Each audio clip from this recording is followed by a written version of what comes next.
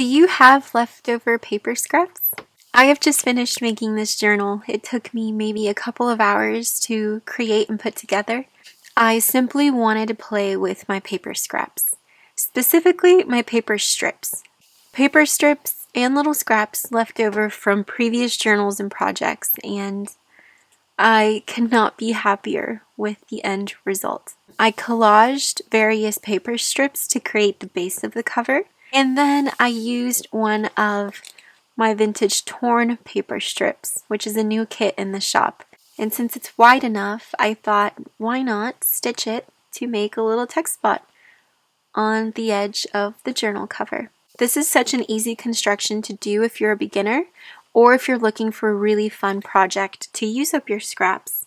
So I grabbed all of my scraps that I had lying around, specifically my paper strips, because this is the most common scrap that I am left with whenever I make journals. When you cut the excess off of the pages or when you're folding your paper, sometimes you just need to cut off a strip. So I'm going to combine them to create a layered journal cover made entirely out of scraps. I'm also excited to use one of my newest digitals. It's vintage torn paper strips. I designed them so that it looked like you tore a piece of paper and you have that old aging around the corners. So I'm going to be using some papers from that kit, as I think this would make a perfect focal point on the cover, and then I can follow them up with other little paper scraps. To create the cover, I'm going to take this scrap piece of wallpaper backed up with music paper. It's nice and sturdy. I'm going to use my torn strips to start placing them in the order that I want them to be, so something like that. Then maybe the script, putting that like there. So now that I have the basic layout of how I want my little scraps to be placed, I want to glue the first strips onto the base of my journal. If you're not going to use a sewing machine, then make sure you use a very strong adhesive. Since I want to use this little piece, I want to turn this into like a little text spot on the cover. So what I'm going to do is add a little bit of glue on the top and on the bottom and make sure I like where the placement is going. So now that I've attached all of my paper strips and glued them to my base on the right side, I only glued the top and the bottom to create a little text spot with my final little torn strip on the left side. So what I'm going to do is I'm going to take this to my sewing machine and I'm going to stitch on the top and on the bottom only. You could stitch every little strip if you wanted to. If you don't have a sewing machine, then just completely skip the step and make sure that you add your little strips and your side pocket with very strong adhesive so that it doesn't come apart. I just finished stitching the top and the bottom to make our little text spot.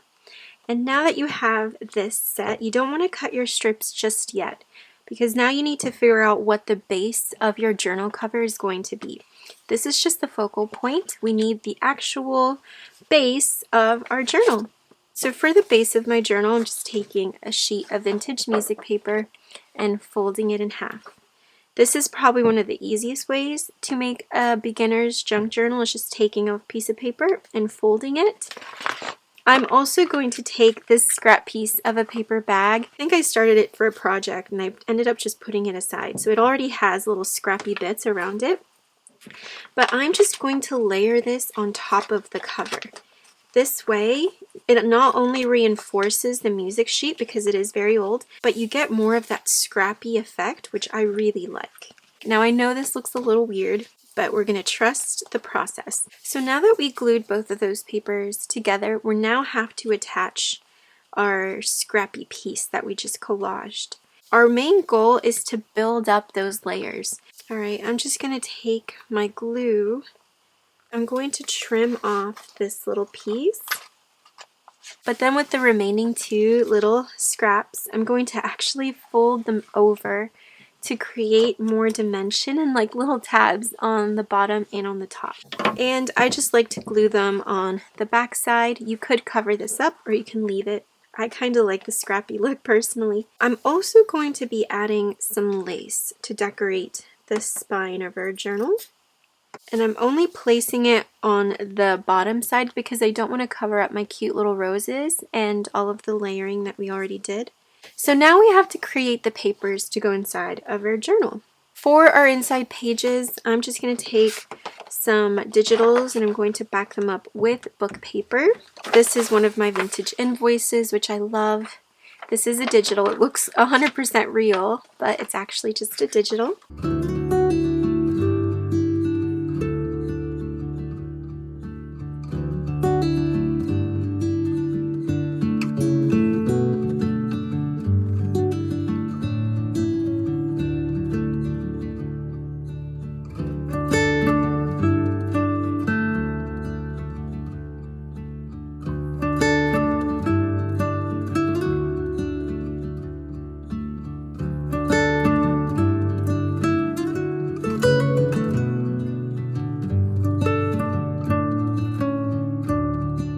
I'm starting to decorate the edges of the pages, adding a little bit of lace, some crochet trim, and I actually want to add a little bit of color on this page. And so I think what I'm going to do is add a little bit of glue. So you don't need a sewing machine. You can do this just with fabric glue.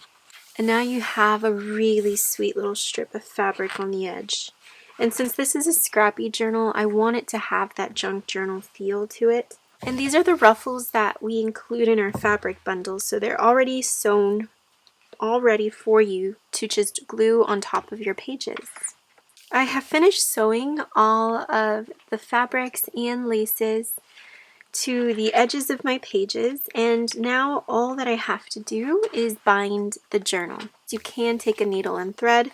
I think my pages are thin enough that I can pass them through my sewing machine and stitch them to my cover. You could apply the same technique on any kind of a journal, so it doesn't have to be just a one signature kind of a book. So let's say here on the cover, I just layered my strips of paper right on the cover, and I could cut that down and have an itty bitty little tuck spot here on the cover of my journal. I'm definitely going to play around with this idea, as I think adding all those layers on a cover in different colors and patterns and florals and scripts, I think it would make for a really interesting front cover to any journal. So you can definitely take this idea and apply it to a bigger, more complicated journal, like a two-signature one. But if you are new to junk journaling, or if you want an easy project to do in an afternoon, I definitely think that applying this idea is not only beautiful, but it's so effective of making it look truly unique and special. So when you open the journal, you'll see that there's lots of layers. Just like on the front cover, I wanted the inside pages to be made out of scraps as well. I was really inspired by the pages of my little mini everyday journal. I share in the course how I created a style of this kind of a journal, but I always love flipping through these pages since I used a lot of my precious papers, and I think seeing that combination of different florals and bits of fabric stitched on the edge was kind of like a guide, as well as my recent journal that I made. So on the inside of the journal, I just placed little ephemera pieces so that you get an idea for how you can use a journal like this, as it does have that traditional junk journal style that we all love. So in the inside pocket, I just collaged other papers together, and I used one of those wider torn paper strips that has a gorgeous cross-stitch pattern, and I just cut it to the size of the page and turned it into a little text spot. And then here's some vintage ephemera, some photos. You can add a little photo on the top and do your journaling here. This is a perfect example of combining and patching certain papers together that have the same color palette. So neutral pages are some of my favorites because they're very easy to use when you're journaling. On this page, I just took the vintage wallpaper and I glued little paper scraps and little strips here at the bottom.